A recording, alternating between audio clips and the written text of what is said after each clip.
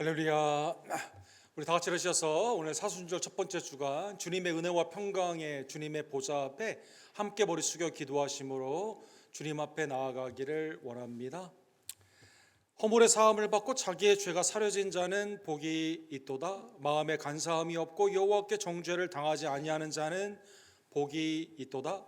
내가 입을 열지 아니할 때 종일 신음함으로 내 뼈가 쇠하였도다. 주의 손이 죄하로 나를 누르시오니 내 진액이 빠져서 여름 가뭄과 밤은 마름같이 되었도다.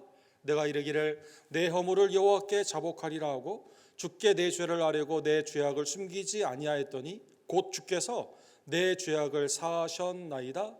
이로 말미암아 모든 경건한 자는 주를 만날 기회를 얻어서 주께 기도할지라. 진실로 홍수가 범람할지라도 그에게 미치지 못하리다. 주는 나의 은신처시오니 환난에서 나를 보호하시고 구원의 노래로 나를 두루시리로다. 아멘.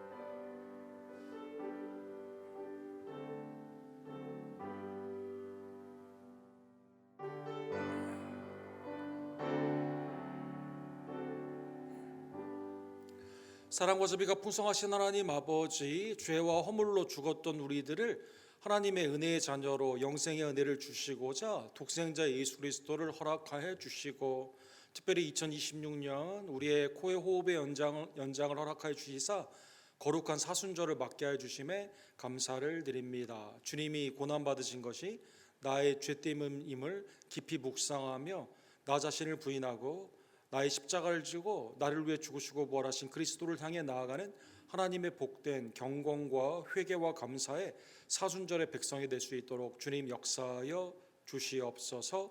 외주와 대지의 선교지의 거룩한 주일 예배를 연락하여 주시옵시며, 특별히 주님의 피값으로 사신 우리 교회를 1부와 2부 어린이들의 예배, 모든 사역과 섬김 가운데 성령 안에서 하나님의 은혜와 평강으로 이 시간 충만케 하여 주시옵소서. 오늘도 우리의 기도를 연락하여 주시며 찬양 가운데 영광으로 거하여 주시옵시고, 영원한 절대 진리의 사랑의 하나님의 말씀으로 나의 마음을 새롭게 하여 주시옵소서. 모든 영광과 감사를 받게 합당하신 유일한 우리의 구원주 예수 그리스도의 이름으로 간절히 기도드립니다.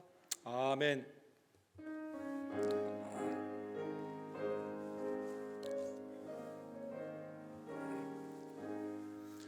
영광의 왕께 다 경배하며 그 크신 사랑 늘 찬송하라. 옛부터 영원히 참 방패시니 그 영광의 주를 다 찬송하라. 능력과 은혜 다 찬송하라. 그 옷은 햇빛 그 집은 궁창 그 누의 소리로 준호하시고 폭풍의 날개로 달려가신다.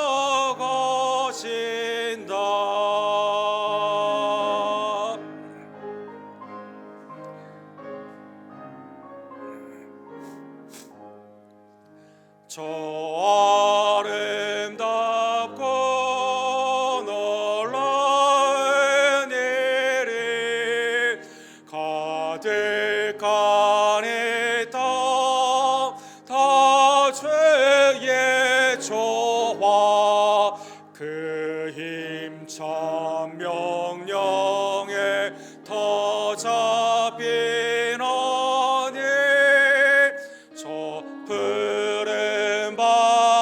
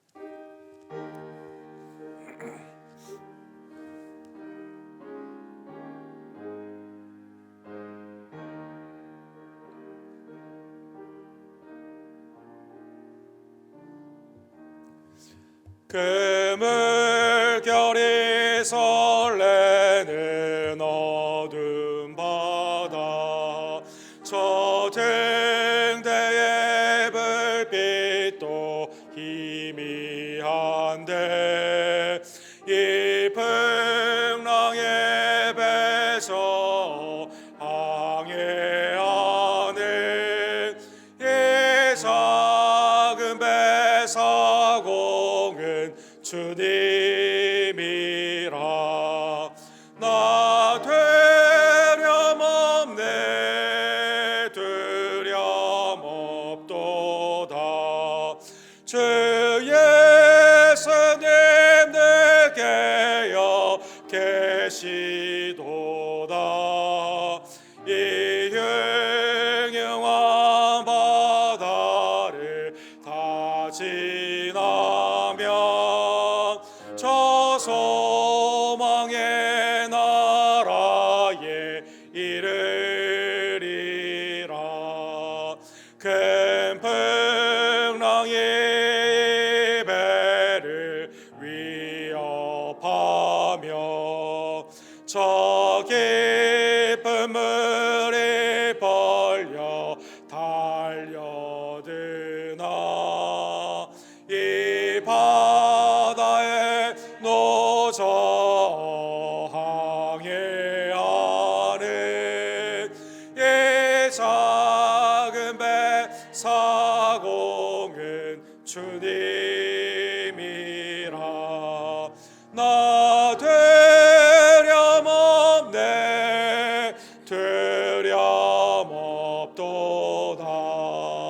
주 예수님 내게여 계시도다.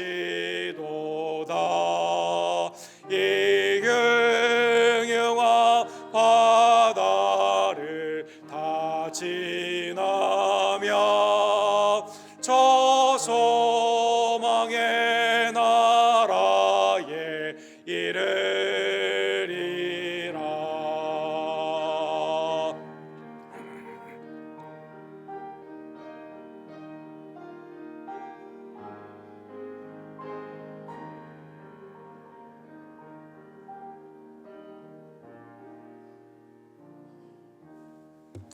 큰 소리로 물결을 명하시면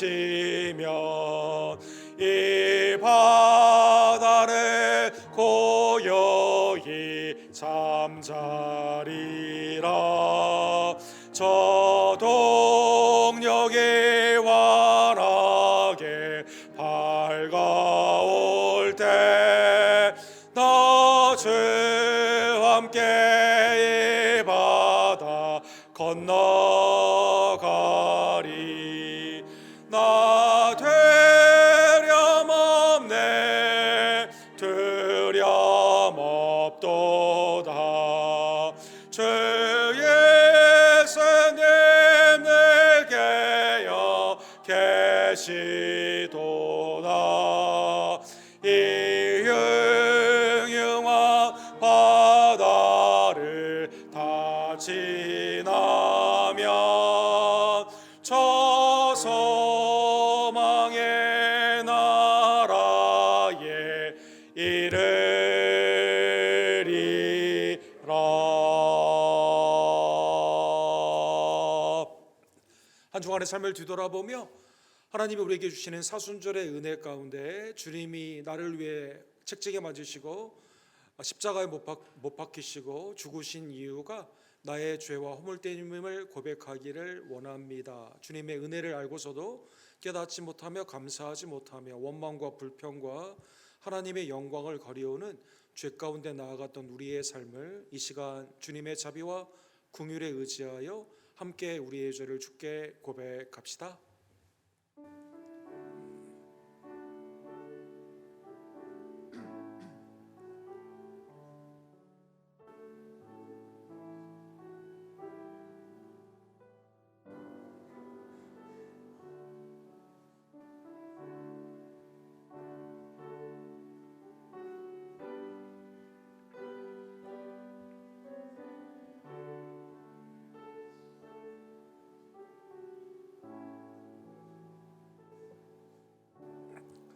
긍휼과 자비가 풍성하신 하나님께서 사랑하는 성도 여러분, 예수 그리스도 독생자 그 보혈의 은혜로 우리의 모든 죄와 허물을 용서하여 주셨습니다.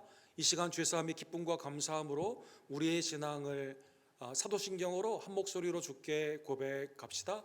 전능하사 천지를 만드신 하나님 아버지를 내가 믿사오며 그 외아들 우리 주 예수 그리스도를 믿사오니 이는 성령으로 잉태하사 동정녀 마리아에게 낳으시고 본디오 빌라도에게 고난을 받으사 십자가에 못 박혀 죽으시고 상자한 지 사흘 만에 죽은 자 가운데서 다시 살아나시며 하늘로 오르사 전능하신 하나님 우편에 앉아 계시다가 저로로서 산자와 죽은 자를 심판하러 오시리라.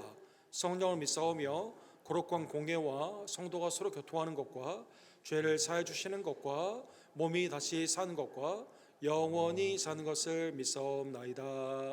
아멘.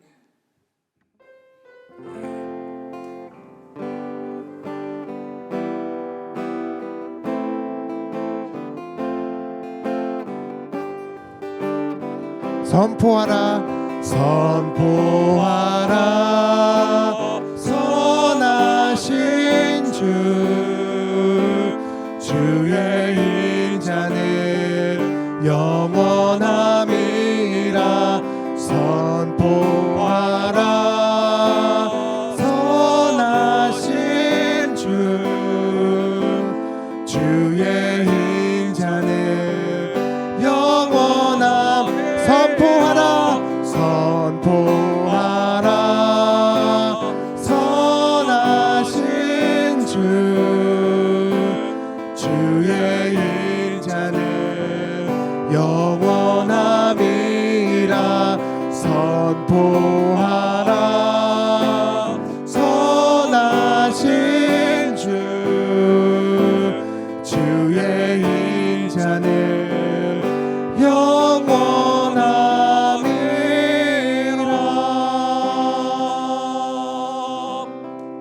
자리에 앉아주실 때 박용선 집사님께서 우리를 위해서 기도해 주시고 KP 노엘 집사님께서 하나님의 말씀을 대독해 주시겠습니다.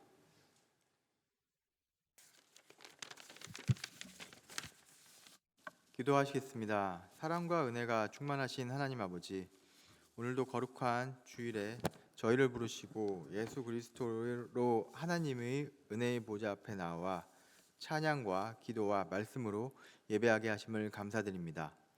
우리 삶 가운데 늘 함께 하시며 예배의 자리로 인도하여 주시는 주님의 사랑을 찬양합니다.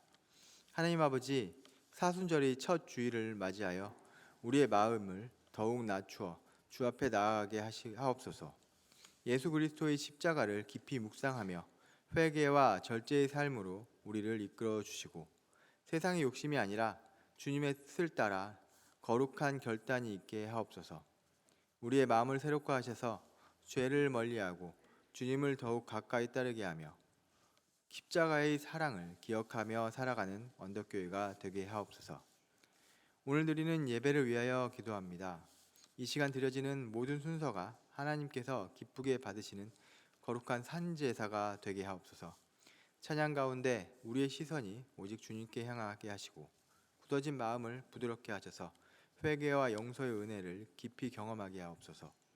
말씀을 전하시는 목사님을 성령으로 붙드시고 하나님의 살아있는 말씀이 능력 있게 선포되게 하시며 그 말씀 앞에서 우리의 삶이 변화되어 순종과 헌신으로 이어지게 하옵소서.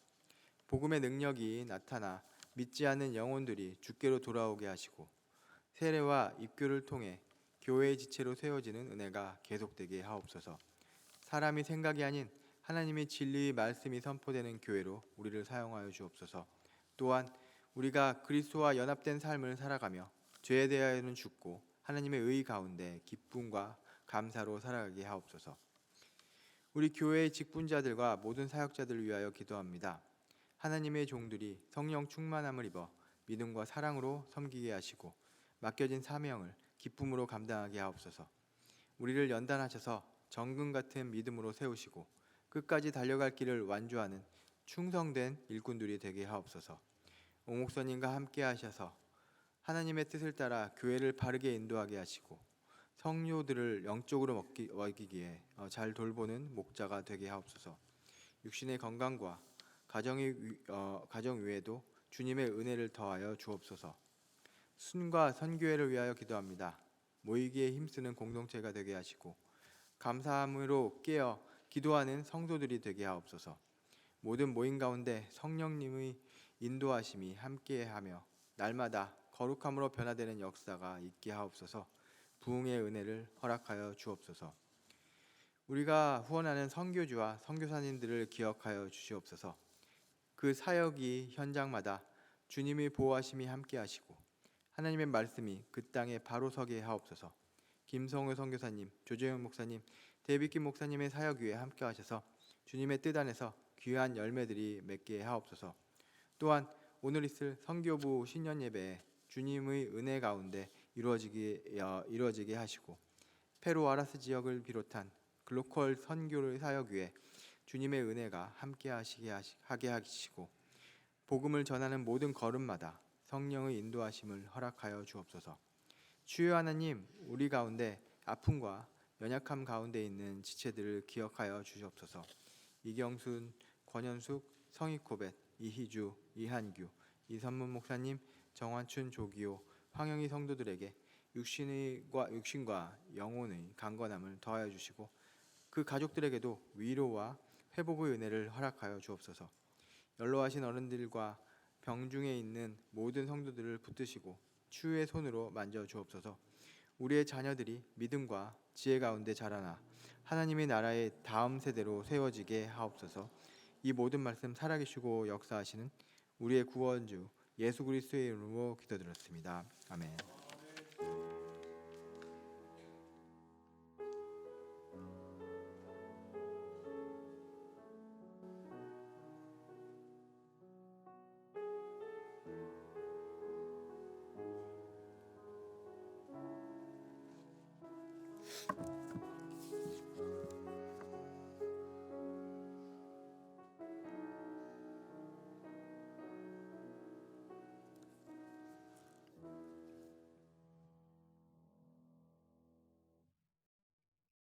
오늘의 말씀은 마태복음 5장 38절에서 48절까지입니다. 또 눈은 눈으로 이는 이로 갚으라 하였다는 것을 너희가 들었으나 나는 너희에게 이르노니 악한 자를 대적하지 말라. 누구든지 내 오른편 뺨을 치거든 왼편도 돌려대며 또 너를 고발하여 속옷을 가지고자 하는 자에게 겉옷까지도 가지게 하며 또 누구든지 너로 억지로 오리를 가게 하거든 그 사람과 심리를 동행하고 내게 구하는 자에게 주며 내게 꾸고자 하는 자에게 거절하지 말라. 또 내 이웃을 사랑하고 내 원수를 미워하라 했다는 것을 너희가 들었으나 나는 너희에게 이르노니 너희 원수를 사랑하며 너희를 박해하는 자를 위하여 기도하라. 이같이 한즉 하늘에 계신 너희 아버지의 아들이 되리니 이는 하나님이 그 해를 악인과 선인에게 비추시며 비를 의로운 자와 불의한 자에게 내려주심이라. 너희가 너희를 사랑하는 자를 사랑하면 무슨 상이 있으리요? 세리도 이같이 아니하느냐? 또 너희가 너희 형제에게만 무난하면 남보다 더하는 것이 무엇이냐? 이방인들도 이같이 아니하느냐? 그러므로 하늘에 계신 너희 아버지의 온전하심과 같이 너희도 온전하라.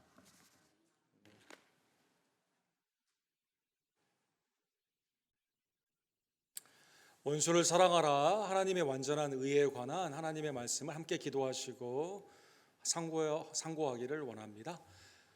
자비와 긍휼이 풍성하신 하나님 아버지, 오늘도 그리스도의 음성을 내 마음판에 온전히 듣고 새기기를 간절히 원합니다. 나를 위해 죽으시고 부활하신 그리스도를 바라보는 시간 되기를 원하며 그러나 부패한 나의 죄를 또한 깨닫고 회개하는 시간이 되기를 원하며 주님의 말씀 앞에 순종하는 결단의 시간이 될 수 있도록 주님 역사하여 주시옵소서. 예수 그리스도의 이름으로 간절히 기도합니다. 아멘. 우리 어렸을 때 동화로 읽었던 삼총사라고 하는 유명한 소설이 있죠. 그 다음에 이제 그 몬테크리스토 백작이라는 소설을 쓰신 알렉산더 듀마라는 분이 계십니다.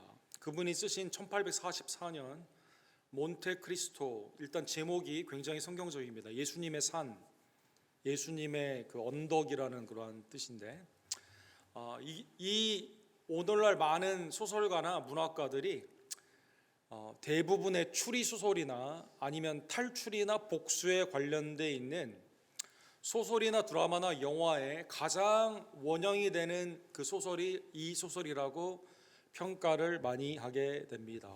주인공 에드만 당테라는 사람이 있는데 선원이었는데요. 이게 승승장구를 하면서 곧 선장이 될 그 프로모션을 앞두고 있습니다. 그리고 사랑하는 메르세데스라고 하는 약혼녀가 있는데 곧 결혼을 하게 됩니다. 그런데 결혼식에 알 수도 없는 이유로 갑자기 잡혀가 가지고 감옥에 들어가게 됩니다. 그래서 감옥에서 14년 동안 지내게 되는 것이죠. 14년 동안 내가 왜 감옥에 있는가 알지도 못하는 상황에서 분노 가운데 이렇게 있게 되었을 때 옆방에서 똑똑똑하는 소리가 들리게 됩니다. 옆방에 있는 사람이 누구냐면 정치범으로 오인을 받아가지고 감옥에 있는 파리아라는 신부가 옆방에 있게 됩니다. 그리고 신부를 통해서 하나님의 말씀을 양육을 받게 돼요. 그래서 하나님의 말씀 라틴 말을 배웁니다.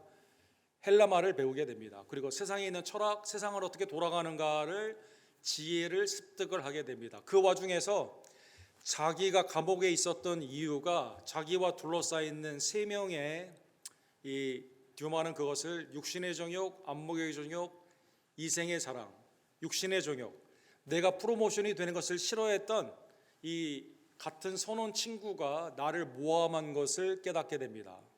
안목의 정욕, 내 약혼녀를 탐을 냈던 연적이었던 그 친구가 이 가운데 모함에 동참한 것을 깨닫게 됩니다.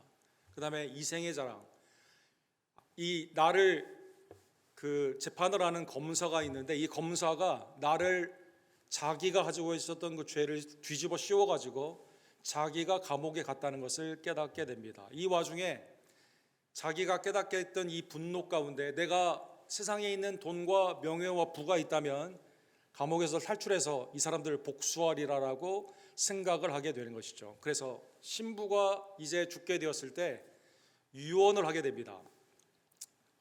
유언을 어떻게 하냐면 내가 사실은 몬테크리스토 예수님의 언덕 그 산이라는 곳에 큰 보물을 가진 내가 사실 신부가 되기 전에 귀족이었는데 백작이었는데 내가 이제 죽게 되면 너는 그곳에 가서 내가 가진 보물을 네가 차지하고 신분을 세탁해 가지고 그렇죠? 네가 백작이 되어서 네가 가지고 있는 지식 나한테 배운 지식 그 다음에 이 막대한 재산을 통해서 하나님의 공의와 자비의 도구로 너는 살아라. 복수를 할 때 늘 생각해라. 하나님께 복수를 맡기고 하나님의 자비의 도구로 너는 사용을 받아야 된다. 이렇게 유언을 하면서 이걸 남기게 됩니다. 그리고 신부의 시체에 자기 몸을 넣어가지고 거기에서 탈출을 하게 됩니다. 그리고 이 모든 지식과 재산을 가진 상태에서 복수 가운데 이 세 친구에게 자 육신의 정욕 가운데 나에게 탐심을 가지고 했던 이 친구가 얼마나 더럽고 추한 죄인가를 사람들에게 알리게 되고 그에 있는 재산들을 다 빼앗게 됩니다. 나의 아내를 차지했던 그 사람에게는 전에 얼마나 그가 간음의 죄를 많이 지었는가를 알게 하면서 가정을 파탄내게 됩니다. 부패했던 검사에게는 이 검사가 사실은 국가의 반역자임을 드러내게 되면서 이 사람의 모든 명예를 빼앗아 가게 됩니다. 그러니까 모든 지식과 모든 그 재산이 다 있는 상태에서 신분이 세탁되다 보니까 하나님 노릇을 그렇게 하는 거죠. 그런데 놀라운 마음의 변화가 있습니다. 내가 이렇게 했는데 내 마음이 기쁘지가 않은 거예요. 내가 원수를 다 갚았는데 내 마음에는 허무뿐밖에 없습니다. 그리고 이때 신부의 말을 깨닫게 됩니다. 복수는 하나님께 맡기고 하나님이 내게 주신 용서의 은혜 가운데 내가 자비의 도구가 되어야 되는구나. 그것을 깨닫게 되면서 마지막 친구에게 그의 죄를 용서하여 주게 됩니다. 이렇게 말합니다. 마지막에 나는 너의 죄를 용서하노라. 왜? 나도 용서받아야 되는 죄인이기 때문에. 그리고 이 소설이 마치게 됩니다. 우리는 삶 가운데 어려운 일이나 힘든 일, 내가 억울한 일을 당하게 되었을 때 이런 생각을 많이 하죠. 내가 세상에 공권력이나 아니면 재산이나 명예를 가지고 있으면 내가 복수를 꼭 해야겠다라는 생각을 하게 됩니다. 그리고 세상에서 이 시스템이 작동이 되지 않았을 때는 이 세상을 원망하기도 하고 내 마음에 해결되지 못하는 이 보복 감정 가운데 괴로워할 때가 많이 있습니다.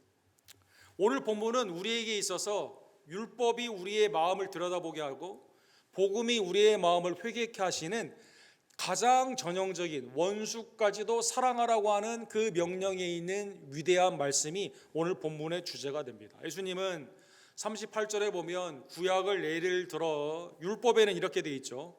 또 눈은 눈으로 이는 이로 갚으라 하였다는 것을 너희가 들었으나, 이거를 동해 보복법이라고 하죠. 렉스 탈리아너스라는 이런 단어를 쓰게 됩니다. 내가 받은 만큼 그만큼만 갚아주게 되는 것입니다. 하나의 예를 들면 출애굽기 21장에 이 말씀이 있습니다. 그러나 다른 애가 있으면 갚되 생명은 생명으로 눈은 눈으로 이는 이로 손은 손으로 발은 발로 된 것은 된 것으로 상하게 한 것은 상함으로 때리는 것은 때림으로 갚을지니라. 하나님이 율법 가운데 이것을 명령해 주시죠. 하나님의 구속의 공동체가 출애굽을 하여서 이제는 다 하나님의 구원의 은혜를 받고 나아가는 공동체인데, 인간이 죄인이다 보니까 서로 해치는 경우가 있고 물건을 그 가운데 훔치는 경우가 있고 간음하는 경우가 있고 온갖 죄들이 또 있게 되게 됩니다. 그래서 하나님이 시내산에서 있는 십계명의 말씀과 같이 구체적으로 너희가 상한 그만큼을 배상해야 된다라고 말씀해 주시게 되는 것이죠. 개인적인 보복이 아니라 재판의 과정을 통해서 이제 제사장과 장로들이 이 가운데 얼마만큼을 갚아야 주는지를 이 재판의 법을 통해서 알려주시게 되는 것입니다. 즉 원래 이 동해 보복법의 목적은 뭘까요? 개인이 보복하는 것이 아니라 사회가 가지고 있는 율법을 통해서 죄인이 마땅한 심판을 받기 위한 내 보복을 통해서 더 많은 죄가 일어나지 않도록 하나님이 방지해 주는 역할을 하게 됩니다. 근데 문제는 우리가 그렇지가 않다라는 것이죠. 법이 그렇게 돼 있다고 한다 하더라도 우리의 마음에는 제가 어렸을 때 많이 들었던 말이, 야 너 한 대 맞으면 가만히 있지 말고 뭐라고 말합니까? 너는 2대 때려야 된다. 이렇게 그런 말 많이 들었습니다. 또 이런 말도 많이 들었어요. 야 너 툭 치는 애 있으면 다리를 분주로 놓으라고 이런 말 많이 들었습니다. 인간의 마음 가운데는 내가 당한 것보다 더 많이 갚으려고 하거든요. 가인이 하나님이 내 예배를 받지 않는다고 해서 어떻게 했어요? 동생을 죽였거든요. 가인으로 되어 있는 이 죄된 세상에서는 이 동해 보복법조차도 지켜지지 않고 오히려 사회 시스템을 통해서 더 많은 보복을 한다는 것입니다. 예를 들면 라멕이라는 사람이 있습니다. 창세기 4장에 보면 이 사람이 처음으로 일부 다처제를 한 사람이죠. 그리고 이 사람이 아내 2명에게 이렇게 노래를 지어서 부르게 됩니다. 나는 나의 상함으로 말미암아 소년을 죽였도다. 어떤 사람이 나에게 좀 이렇게 해쳤어요. 다치게 해서 몸이 다쳤어요. 그러니까 그 사람 아들을 죽인 겁니다. 사랑스러운 가인을 위하여 벌을 7배 일진데 라멕을 위해서는 벌이 77배 이로다. 내가 받은 것보다 77배나 내가 가지고 있는 돈, 권력, 명예를 통해서 보복의 심리 가운데 이것을 오용하여 다른 사람을 해치게 된다는 것입니다. 여러분 그 구바벨론, 신바벨론 말고 구바벨론에 하무랍이라는 사람이 이 법전을 만들게 되죠. 오늘과 비슷한 하나님의 말씀과 비슷한 명령들이 있습니다. 그런데 여기에는 예외가 있어요. 예를 들어 왕족이 누구를 죽였어요. 그 사람 체벌하지 않습니다. 귀족이 누구를 죽였어요. 체벌하지 않습니다. 벌금만 좀 내게 됩니다. 이 법이 느렸다 줄였다 하게 되면서 귀족이나 왕족이나 돈과 명예가 있는 사람, 그렇죠? 유전무죄, 무전유죄와 같이 당시에 많은 사람들이 동일한 범죄에서도 똑같은 재판의 과정이나 결과를 갖지 않았다는 것입니다. 자기 안으로 굽는 인간의 죄성 가운데 법을 이용하여 내가 그 위치에 있었을 때는 오히려 가해자에게 더 많은 피해를 주는 것이 이 세상의 모습이다라는 것입니다. 그런데 주님은 이러한 보복 논리 가운데 너희가 들었지만 너희는 그렇게 하지 말라는 것입니다. 그리스도 안에서 구원받는 하나님의 천국의 윤리를 가진 성도들, 오늘 본문에 가장 직접적인 청자는 제자들 아닙니까? 제자들은 그렇지 않아야 된다는 것입니다. 39절에 보면 예수님이 예를 드십니다. 나는 너희에게 이르노니 악한 자를 대적하지 말라. 누구든지 내 오른편 뺨을 치거든 왼편도 돌려대며. 그죠? 내가 악한 사람이 나에게 어떤 해를 끼쳤을 때 나도 보복의 감정 가운데 똑같이 아니면 그 이상을 보복하려는 생각을 하지 말고 오히려 폭력을 여기에서 끊으면서 나의 하나님의 형상됨과 하나님의 천국의 윤리됨을 비폭력적으로 나타내라라는 것입니다. 오늘 본문에 예수님이 예를 든 것을 보시게 되면 오른편 뺨을 치는 경우가 있다라는 것이죠. 그러면 오른손잡이에 사회했던 당시의 문화 가운데 오른손으로 때리게 되면 오른쪽 뺨을 맞습니까? 보통의 경우 왼쪽 뺨을 맞습니까? 정상적으로 때리게 되면 한 번도 맞아본 적이 없는 우리 성도님들의 고귀한 가정 가운데는 자제분들에게는 이게 이해가 잘 되지 않죠. 이렇게 치면 왼편을 맞습니다. 그러니까 본문은 당시에 있어서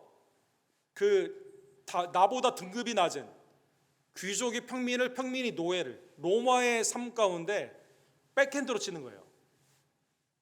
이 사람에게 모욕감을 주기 위해서 너는 오른손의 손바닥이 아니라 손등으로 너는 맞아야 된다. 더 아프게 맞아야 되는 인격의 모독을 하는 그러한 행위이다라는 것입니다. 당시에 랍비의 이 미슈나에 보게 되면 손바닥으로 맞아도 벌금이 있지만 손등으로 백핸드로 치잖아요. 그럼 모욕죄가 추가되어 2배의 벌금을 내게 되어 있습니다. 그런데 오늘 본문에 보면 예수님은 그렇게 인격 모독으로 내가 받았는데 손등으로 맞았는데 오히려 나는 하나님의 형상이에요. 나는 이 모욕을 받을 만한 그런 사람이 아닙니다. 그래서 왼편을 돌려대라는 것입니다. 또 하나의 예가 있습니다. 40절에 보면 또 너를 고발하여 속옷을 가지고자 하는 자에게 겉옷까지도 가지게 하며. 출애굽기 22장에는 겉옷은 뺏으면 안 되거든요. 뺐더라도 저녁에 추우면 안 되니까 돌려줘야 됩니다. 그런데 어떤 사람이요, 악인이 고발을 했습니다. 송사를 했습니다. 송사를 했는데 이 사람은 내 멋까지 뺏기를 원해요? 속옷까지 뺏기를 원하는 겁니다. 이럴 경우에 그래? 그냥 겉옷까지 주라는 것입니다. 나 저녁에 안 찾아가. 그냥 주라는 것입니다. 41절에 보면 로마의 압제 가운데 로마 사람들은 징발이라는 제도가 있었습니다. 국가가 필요로 하면 이 사람들을 언제나 인력으로 사용할 수 있고 재산도 사용할 수가 있었습니다. 여러분 미국이 2차 대전 때 그래서 포드나 GM 공장에서 자동차 못 만들게 하죠. 자동차를 국가가 접수를 해가지고 탱크나 장갑차를 만들게 되었습니다. 우리 I-10 우리 휴스턴에 공사하게 되었을 때 I-10 근처에 있는 그 가게들에게 어떻게 했습니까? 야, 해리스 카운티가 그 미국 정부 인터스테이트 I-10을 넓히게 되기 때문에 너희 이 가게 저희로 옮겨. 가게 같이 내가 계산하는 거 그냥 받고 그냥 옮겨. 그렇죠? 그래서 그때 막 여러분 집단 소송이 있었고 10년 동안 이렇게 있었는데 결국 이제 국가가 승리했죠. 징벌법. 로마의 징벌법은 로마가 길을 놓는다던가 전쟁이 있을 때 아들을 잡아갑니다. 다리를 놓다든가 건설을 공부할 때 사람들을 노동으로 사용을 하게 됩니다. 나 지금 일해야 되는데 야, 너 국가가 부르니까 가서 해. 그래서 오리를 가자고 하는 거, 억지로 가자고 하는 겁니다. 41절에 보면 억지로. 내가 원해서 그런 게 아니에요. 내 재산을 막 뺏어갑니다. 그런데 이때 어떻게 하냐면 그래? 그럼 심리를 내가 같이 가줄게. 그래 원해요? 그럼 더 해줄게요. 이렇게 하라는 것이죠. 그래서 오늘 본문에 보면 예수님이 3가지의 이러한 예를 통해서 폭력 가운데 있었을 때, 송사 가운데 있었을 때, 국가의 권력 남용 가운데 있었을 때 이때 똑같이 보복하는 것이 아니라 오히려 예수 그리스도의 구원을 받은 제자, 하나님의 나라의 천국의 공동체는 똑같은 방법이 아니라 오히려 그 가운데 나를 내어줌으로 말미암아 하나님의 아들과 딸됨을 나타내라는 것입니다. 그러면 우리에게 질문이 생기죠. 그러면 예수님, 나는 맨날 당해야만 됩니까? 이런 생각이 들게 됩니다. 누가 원하면 맨날 뺨만 맞고 다녀야 되고 내 거 뺏으면 다 뺏겨야 되고 내 삶 가운데 있는 거 아무것도 없겠네요 라고 생각을 하게 됩니다. 성도는 매일 당해야만 된다는 것을 주님이 말씀해 주셨을까요? 아닙니다. 주님이 율법에 있는 시민법의 역할에 대해서 부인한 것은 아닙니다. 성경에 보면 하나님이 율법을 주신 여러 가지 용도가 있지만 시민법의 용도, 아까 출애굽기도 말씀드린 것처럼 사회나 국가의 법을 통해서 악인을 제어하는 역할을 하게 되죠. 예를 들면 대표적인 말씀이 로마서 13장에 나와 있죠. 우리가 세금을 내고 국가의 권위에 순종하는 이유가 뭘까요? 악을 진정시키고 방지하고 선을 장려하는 역할이 하나님께서 이 땅 가운데 있는 일반 은총 가운데 있는 시민 사회에는 누구를 사역자로 세웠어요? 마치 느부갈네살을 하나님의 사역자로 심판하신 것처럼, 마치 고레스를 통해 하나님이 여호와의 목자로 고레스를 통해 이스라엘을 해방시켜 주게 되는 것처럼 사회에 있는 공권력을 통해서 하나님이 이 일을 행하신다는 것이죠. 그래서 로마서 13장 14절에 보면 그러나 내가 악을 행하거든 두려워하라 그가 공연히 칼을 가지고 있지 않냐면 악을 제어할 수 있는 국가의 여러 가지 시민법과 형법이나 심지어 사형제도를 통해서 악을 제어하게 되는 겁니다. 곧 하나님의 사역자가 되어 악을 행하는 자에게 진노하심을 따라 보응하는 일. 시민법에 이거는 맡기고, 그런데 이 시민법이 죄를 끊지는 못합니다. 보복이, 이 형벌이 사람을 감옥에 보낸다고 해서 죄가 해결되는 건 아니에요. 율법이 국가의 시민의 정의를 유지한다고 한다면 죄를 끊고 온전한 공의로 회복되는 것은 하나님의 나라의 복음을 가진 성도의 용서함을 통해 나타나게 된다는 것입니다. 율법은 죄를 제어하는 역할만 할 수 있지만 죄를 제거할 수는 없습니다. 죄를 제거하는 것은 예수님의 십자가밖에 없는 것이며 십자가의 공동체인 우리가 죄의 보복의 그 가운데 있는 이 고리를 끊어준다는 것입니다. 그러기에 예수님은 43절에 보면 당시에 잘못 가르치고 있었던 랍비들의 말씀을 예를 들어 지적을 하십니다. 또 내 이웃을 사랑하고 내 원수를 미워하라 했다는 것을 너희가 들었으나, 하나님의 구약의 율법의 말씀에는 이웃을 사랑하는 겁니다. 그 다음에 원수까지도 사랑하는 성도 여러분 배려하는 것입니다. 그런데 당시에 랍비들은 어떻게 가르쳤을까요? 이웃을 사랑하는 건 맞아요. 근데 이 이웃은 누구에게 제한이 될까요? 아브라함의 자손 할례를 받은 유대인에게 제한이 됩니다. 원수는 미워해야만 됩니다.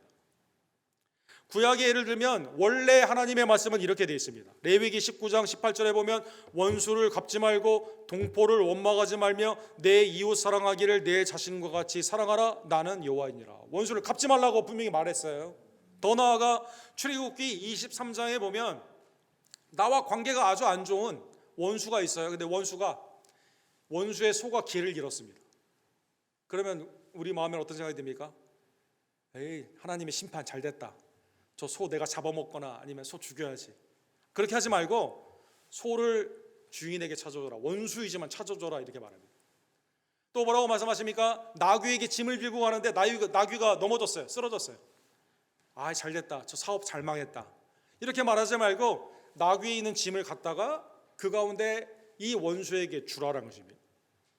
주님이 오늘 본문에 보면 내 이웃을 사랑하는 말씀은 성경의 말씀이고 원수를 미워하라는 것은 당시의 랍비의 잘못된 말씀입니다.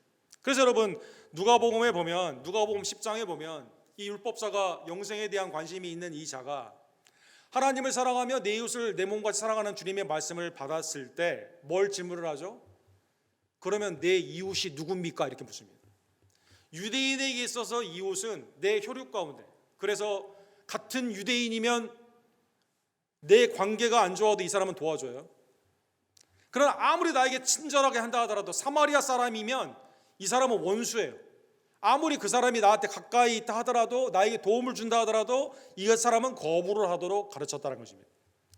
나를 구해준 선한 사마리아인의 비유가 이해가 되지 않는 거죠. 사랑하는 성도 여러분, 당시의 율법의 말씀 가운데는 주님은 이렇게 너희가 잘못 배웠어요. 원수를 미워하라고 잘못 배웠습니다. 근데 주님은 이렇게 말씀하십니다. 구약에 있는 그 말씀 그대로 나는 너희에게 이르노니 너희 원수를 사랑하며 너희를 박해하는 자를 위하여 기도하라.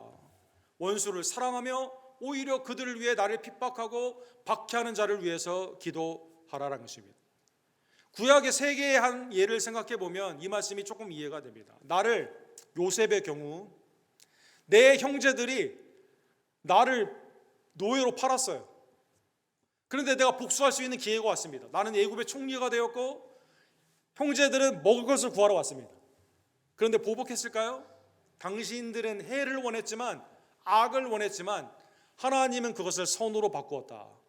그러면서 형제들을 용서하여 주게 됩니다. 사랑하는 성도 여러분, 사울이 내 장인이에요. 나는 민족을 구한 골리앗을 이긴 장군입니다. 악령이 들었을 때 음악을 통해서 악령을 내어 쫓았습니다. 그런데 내 장인, 내 왕이 나를 죽이려고 합니다. 사무엘상 24장과 26장에 보면 그런데 보복할 기회가 왔습니다. 이 부하들은 사울을 죽이자고 말을 합니다. 그런데 하나님의 기름을 부음을 받은 이 왕을 내가 해할 수 없다라고 생각하여 다윗이 두 번이나 사무엘상 24장 26장에 보면 두 번이나 살려주게 됩니다. 보복이 아니라 용서를 택했다는 것입니다. 요나, 아니 우리를 쳐들어오고 우리를 괴롭게 하는 이 아수르 느느웨 멸망해야 됩니다. 가기 싫어요. 그러나 하나님의 명령에 힘입어 가서 회개하라, 곧 느느웨가 망한다라고 말을 하게 됩니다. 그런데 느느웨가 회개를 하게 됩니다. 주님이 원수를 사랑하라, 박해하는 자를 위해서 위에 기도하라. 그래야만 사랑하는 성도들은 오늘 본문에 보면 이렇게 하는 근본적인 이유를 깨달아야만 이것을 우리가 행할 수가 있습니다. 첫 번째 이유는 뭘까요? 이렇게 함으로 우리의 하나님의 자녀됨이 아버지의 성품 가운데 그대로 우리를 통해 나타나게 됩니다. 이같이 한즉 이렇게 되어 있습니다. 45절에 보면 하늘에 계신 너희 아버지의 아들이 되리니, 이미 그리스도로 말미암아 하나님의 아들 딸이 되었는데 우리의 성품이 아버지의 성품을 나타나게 되었을 때 아버지와 우리의 관계가 세상 가운데 나타나게 되는 것입니다. 이는 하나님이 그 해를 악인과 선인에게 비추시며 비를 의로운 자와 불의한 자에게 내려주심이라. 하나님은 일반 은총 가운데 예수님을 믿지 않는 사람, 심지어 교회를 핍박하는 사람, 아니면 우상을 섬기는 사람이라도요, 그 사람이 이 땅 가운데 열심히 일을 하면 부자가 됩니다. 일반의 원칙 가운데는 올림픽 때 금메달, 은메달, 동메달 예수님을 믿는 사람만 따는 게 아니에요. 그 사람이 열심히 노력하면 다 따는 겁니다. 사랑하는 성도들, 열심히 공부하면 좋은 학교에 들어가는 이 일반 은총이에요. 땅에 심은 거 그대로 나게 됩니다. 거꾸로도 홍수가 있으면 믿는 자만 살아나고 믿는 자에게는 홍수가 안 들어오고, 허리케인 하비 같은 경우, 아니 믿지 않는 사람에게 물이 들어갈 거 아닙니다. 똑같이 이렇게 일어나게 돼요. 일반 은총 가운데는 그렇습니다. 자연 창조주 하나님의 자연의 역사 가운데 악인과 선인에게 햇빛과 비가 똑같이 오게 된다는 것입니다. 하나님이 이렇게 일반 은총으로 그들을 가까이 하시는 이유가 뭘까요? 그들로 하여금 깨닫게 하는 거죠. 누군가 나를 다스리시고, 누군가 나를 지금 감찰하시고, 누군가 나를 통해 일하시는 그것을 보게 되면서 복음을 듣게 되었을 때 그분이 하나님이셨구나 깨닫게 하는 것입니다. 그래서 베드로후서 3장 9절에 보면 오직 주께서는 너희를 대하여 오래 참으사 아무도 멸망하지 아니하고 다 회개하게 이르기를 원하느니라. 하나님의 은혜에서 회개 가운데 주님이 아직 진노하지 아니하시며 일반 은총 가운데 품으시는 이유가 회개하며 하나님의 나라의 구원으로 참여하기를 하나님은 자비와 긍휼로 원하시기 때문이다라는 것입니다. 그래서 여러분과 제가 원수까지도 사랑한다는 것입니다. 두 번째 이유가 있습니다. 세상도 나름대로의 자기끼리의 사랑은 있어요. 내 친한 사람, 내 이웃인데 나에게 잘해주는 사람, 같은 유대인, 주고받는 것 가운데 쌓이는 정들이 있습니다. 46절과 47절에 보면 너희가 너희를 사랑하는 자를 사랑하면 무슨 상이 있으리요? 세리도 이같이 하느니라. 또 너희가 너희 형제에게만 무난하면 남보다 더하는 것이 무엇이냐? 이방인들도 이와 같이 하느니라. 세리나 이방인, 하나님의 나라의 밖에 있는 사람들이에요. 오늘 본문의 내용의 문맥 가운데는. 근데 주님이 이제 이들을 찾아가셔서 구원하여 주시지 않습니까? 삭개오도 구원하여 주시고, 그렇죠?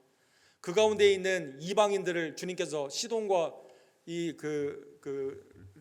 두로 가운데도 찾아가시고 사렙다 과부도 구원하여 주시고 이렇게 하지 않습니까? 오늘 본문에 보면 그런데 이방인이나 아니면 그 가운데 세리의 라이프 스타일, 세 속에 있는 하나님의 나라의 백성들의 그 삶의 모습이 있다는 것이죠. 그건 뭘까요? 자기를 사랑하는 자를 사랑합니다. 내 형제 자매에게만 문화를 하게 됩니다. 끼리끼리와 식구들의 그 모습 가운데 이 모든 관계가 주고받는 관계예요. 트랜잭셔널 러브라고 하죠. 내가 이 사람에게 밥을 샀으면 당연히 내가 뭘 기대해요?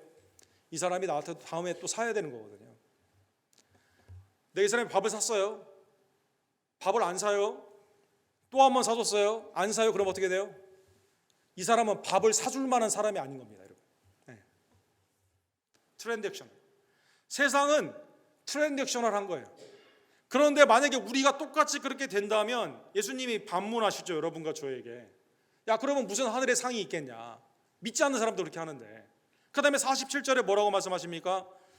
남보다 더한 게 뭐냐? 이런 사람보다 우리가 더한 게 뭡니까? 똑같다라는 것입니다. 미로슬라브 볼프라고 하는 예일대 아주 유명한 교수죠. 이분이 쓰신 20세기에 반드시 읽어야 되는 신학책 중에 하나인 배제와 포용이라는 책이 있습니다.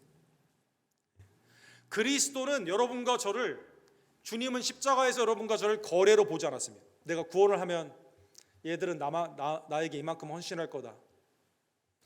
내가 보니까 미래를 내가 미리 아는데 얘는 헌신할 가능성이 없어. 그러면 얘는 구원에서 제껴. 그렇게 했을까요? 주님이 그렇게 하지 않고요. 십자가에서 하나님의 은혜 안에서 믿음을 통해서 우리를 구원해 주는 이 작정 가운데 아가페, 오늘 본문에 나오는 46절과 47절의 아가페, 용서의 사랑, 무조건적인 사랑으로 처음 사랑하시고 끝까지 사랑하시는 하나님의 은혜로 구원을 받은 거죠. 우리를 포용하신 겁니다. 세상은 거래의 관계예요. 상호 호혜의 관계입니다. 인간의 본성이 그게 자유롭습니다. 죄인은 안전을 욕구하려고 합니다. 이 사람이 나를 해를 끼친다고 생각하면 가까이 가기가 싫고 뭘 주기가 싫습니다. 우리는 이기주의입니다. 내가 손해보는 게 싫어요. 이 사람에 대한 내가 비용이 이렇게 있게 되면, 내 인베스트먼트가 있게 되면 리턴이 그만큼 있어야 됩니다. 균형의 본능이 있습니다. 대차 대조표에 게인하고 로스가 있었을 때, 이득과 손해가 있었을 때 이게 맞춰져야 돼요.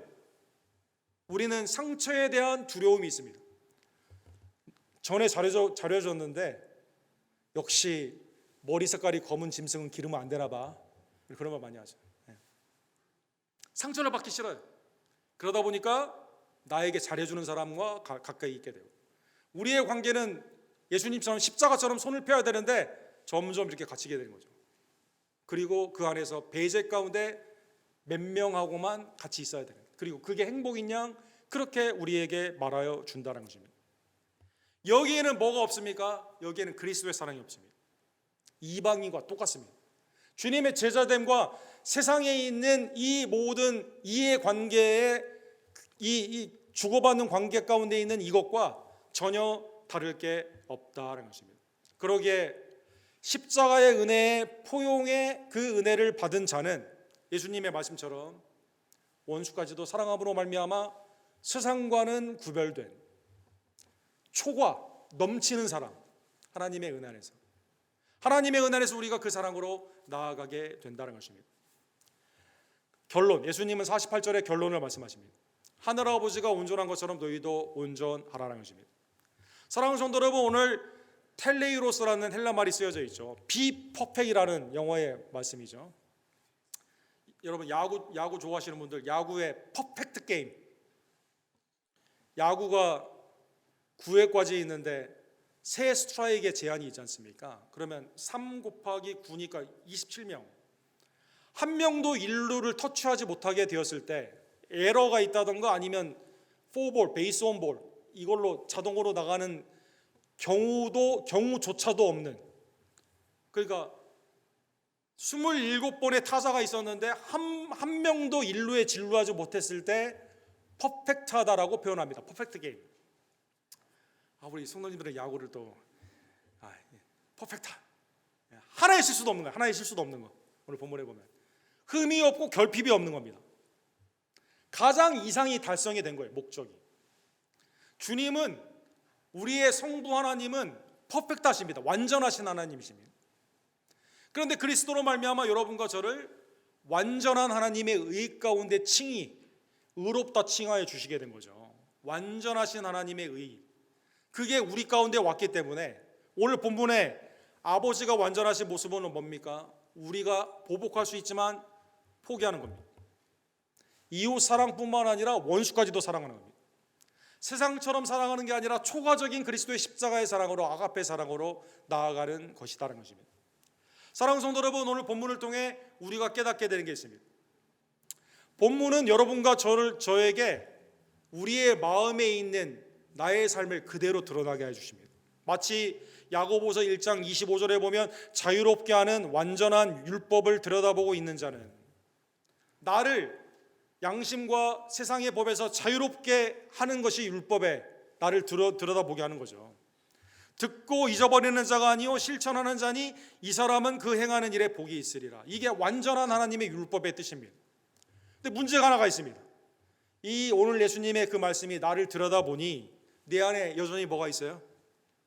내 안에 여전히 억울하고 복수를 갚고 싶고 하고 아직도 해결되지 못한 화와 분노가 있습니다. 사랑하는 성도 여러분, 이 명령을 받았지만 여전히 내가 그런 상태에 있는 거죠.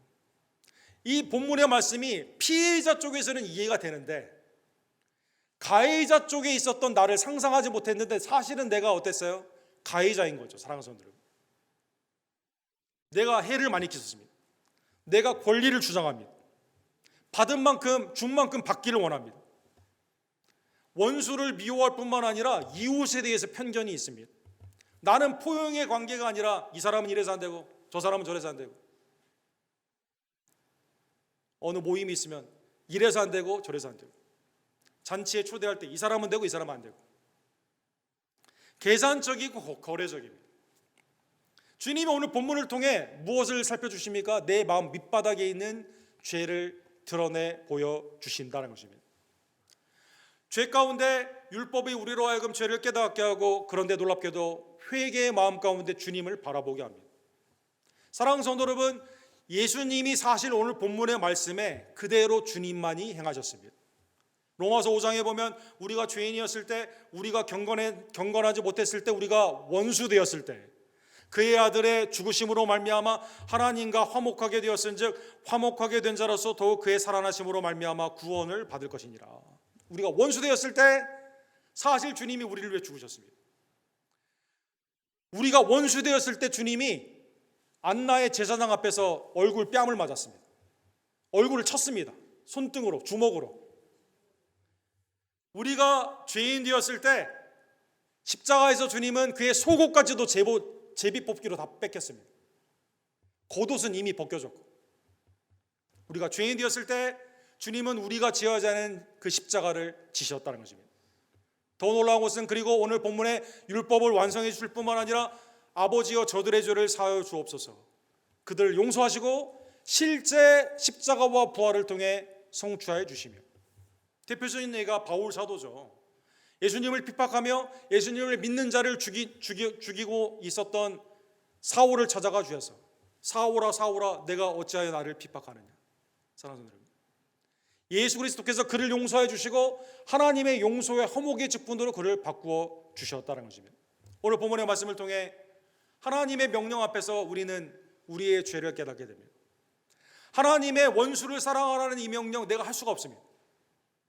그런데 거기서 절망하는 것이 아니라 이것을 위해 나를 위해 죽으신, 원수가 된 나를 위해 죽으시고 부활하신 그리스도 안에서 이제는 그리스도를 의지하여 내 마음에 아가페의 사랑을 받은 우리들이 죄 용서함을 받아야 되는 죄인이었기에 죄 용서함을 받았기에 이제는 죄의 용서를 선포할 수 있다는 것입니다.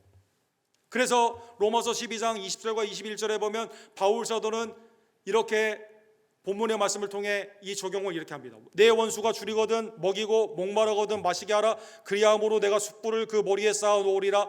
악에게 지지 말고 선으로 악을 이기라. 똑같은 방법으로 보복하는 게 아닙니다.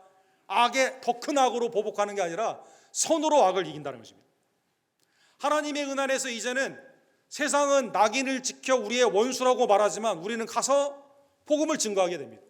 전혀 알지 못하는 그 나라 그 백성을 가서 사랑의 복음을 증거하고 헌신을 하게 됩니다.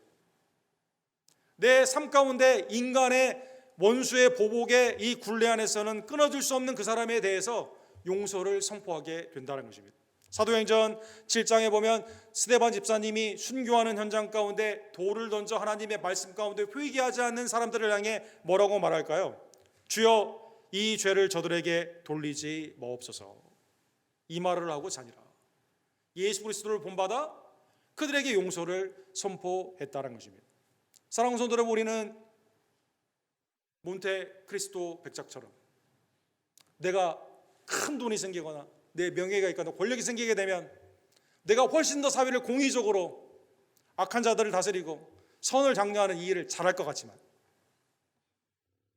시민의 율법 가운데는 이게 끊겨지지 않고 오직 죄사함의 예수 그리스도를 통해 하나님의 은혜의 나라 가운데 이것이 이루어짐을 다시 한번 깨달으며 어떠한 형편에 있든지 어떠한 관계에 있든지 주님이 나를 용서하여 준 것처럼 이제는 용서받은 죄인으로 용서해 주시는 예수 그리스도를 증거하며 이웃을 사랑하며 원수까지도 사랑하는 하나님의 복된 종들 되기를 주님의 이름으로 간절히 축원합니다. 사랑과 자비가 풍성하신 하나님 아버지, 우리를 사랑하시되 계산적으로 하지 아니하시고 아가페, 아무 조건 없는 초고화의 사랑, 온전한 사랑, 하나님의 의의 사랑으로 우리를 용서하여 주시며 구원하여 주심에 진심으로 감사를 드립니다. 우리가 죄인이었을 때, 경건하지 않았을 때, 원수 되었을 때 이미 이 사랑을 받았기에 이제 용서받은 죄인으로 하나님의 이 용서에 감격하여 보복이 아니라 세상의 법률과 송사가 아니라 나의 힘과 폭력을 쓰는 것이 아니라 예수 그리스도의 복음 가운데 사랑의 십자가의 복음을 온전히 증거하는 하나님의 백성들 낼 수 있도록 원수까지도 사랑하는 하나님의 아들 딸들 낼 수 있도록 주님 이 시간 새 마음과 새 뜻 성령의 충만함으로 역사하여 주시옵소서. 예수 그리스도의 이름으로 간절히 기도합니다. 아멘. 주신 말씀 기억하시면서 하나님의 사랑 기억하시면서 주만 바라볼지라 기쁨으로 저는 함께 잠드립시다.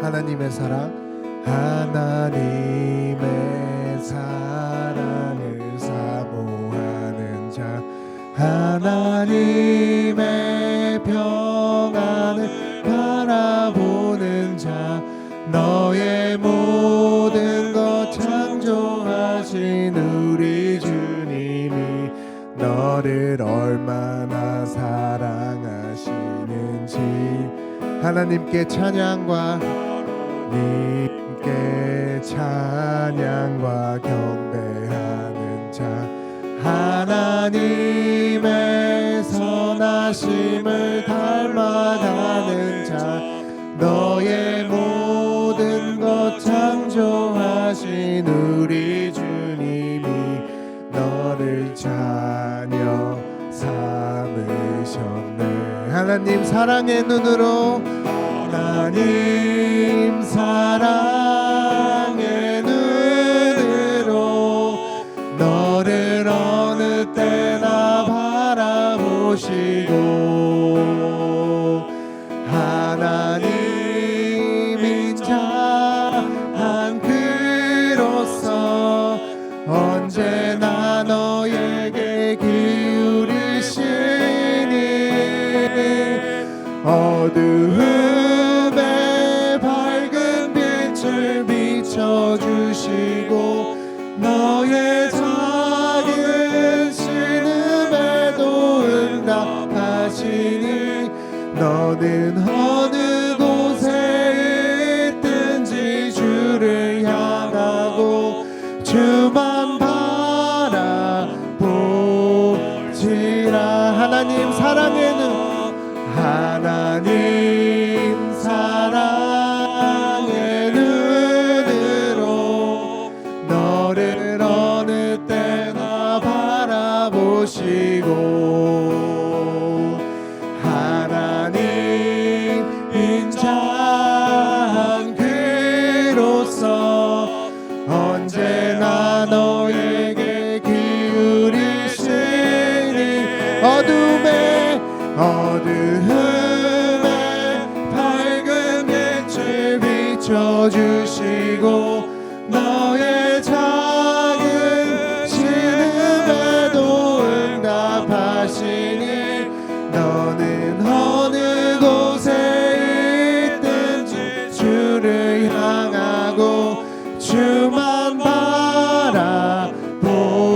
우리 한 번 더 찬양합시다. 하나님 사랑의 눈으로, 하나님 사랑의 눈으로 너를 어느 때나 바라보시고, 하나님 인자한 귀로서 언제나 너에게 기울이시니, 어두움에 밝은 빛을 비춰주시고 너의 작은 신음에도 응답하시니, 너는 어느 곳에 있든지 주를 향하고 주만 바라볼지라, 주만 바라볼지라, 주만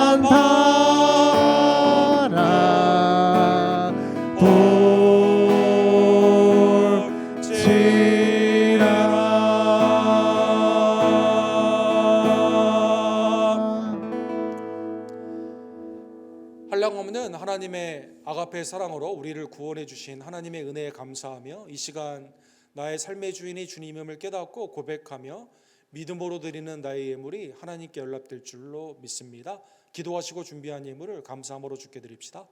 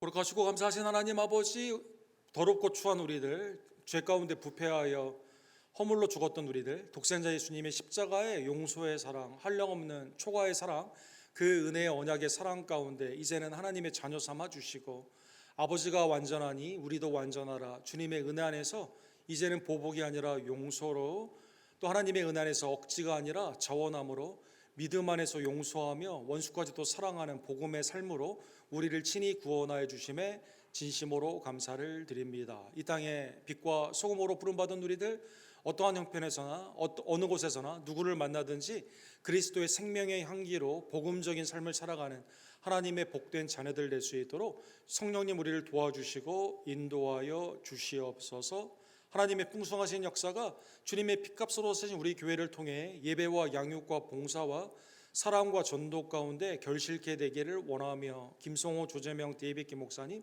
교단의 여러 선교사님들, 올해도 기도 가운데 준비하며 나아가는 페루와 멕시코의 사역들 가운데 하나님의 나라가 확장이 되며 주님의 나라와 의가 이 땅 가운데 충만히 임할 수 있도록 주여 역사하여 주시옵소서.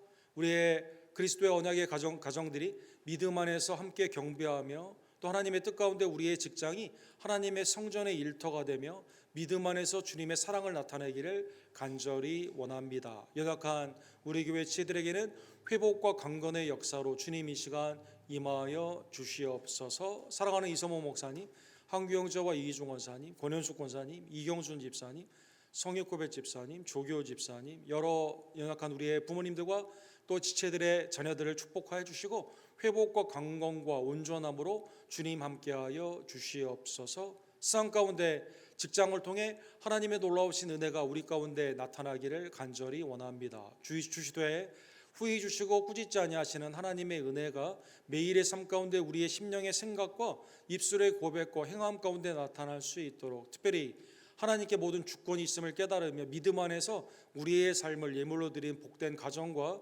직장과 생업 가운데 하나님이 이 시간 충만함으로 역사하여 주시옵소서. 우리를 위해 죽으시고 부활하시며 우리를 용서해 주시며 용서할 힘을 주시는 구원주 예수 그리스도의 이름으로 간절히 기도드립니다. 아멘.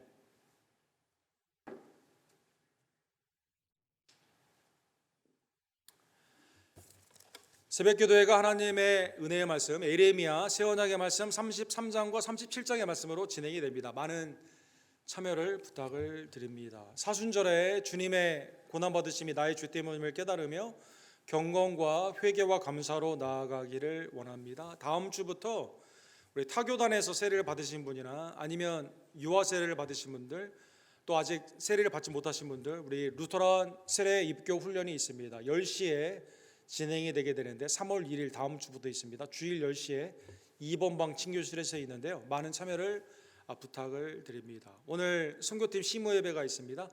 올해 페루에 선교를 희망하시는 분들은 우리 선교팀에게 말씀해 주시고, 특별히 담당하시는 김덕자 권사님과 선교팀 멤버들을 위해서 기도해 주시기를 부탁을 드립니다. 3월에 보면 3월 8일 날 일광절약제가 시작이 됩니다. 3월 29일 날은 교회 전체에 서머나 주체로 기도회가 있습니다. 찬양 기도회가 있습니다. 여러분 위해서 미리 준비하시고 또 기도해 주시기를 부탁을 드립니다. 다른 광고는 주보를 참조해 주십시오.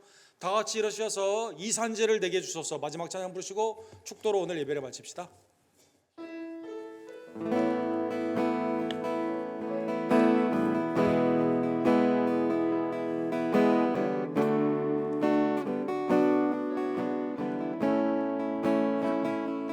주님이 주신 땅으로 한 걸음씩 나아갈 때에 수많은 적들과 견고한 성이 나를 두렵게 하지만 주님을 신뢰함으로 주님을 의지함으로 주님이 주시는 담대함으로 큰 소리 외치며 나아가네. 이 산지를 내게 주소서. 그날을 주께서 말씀하신 이제 내가 주님의 이름으로 그 땅을 취하리니. 이 산지를 내게 주소서. 그날을 주께서 말씀하신 이제 내가 주님의 이름으로 그 땅을 취하리라. 마지막으로 이 산지를 내게 주소서. 그날을 주께서 말씀하신 이제 내가 주님의 이름으로 그 땅을 취하리라.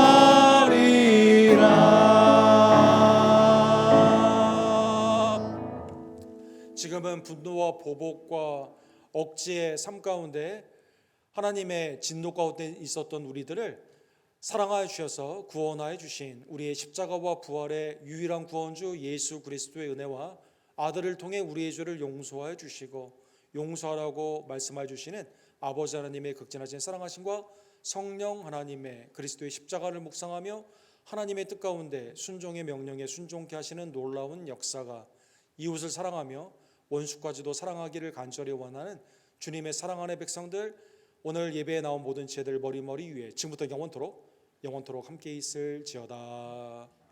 아멘.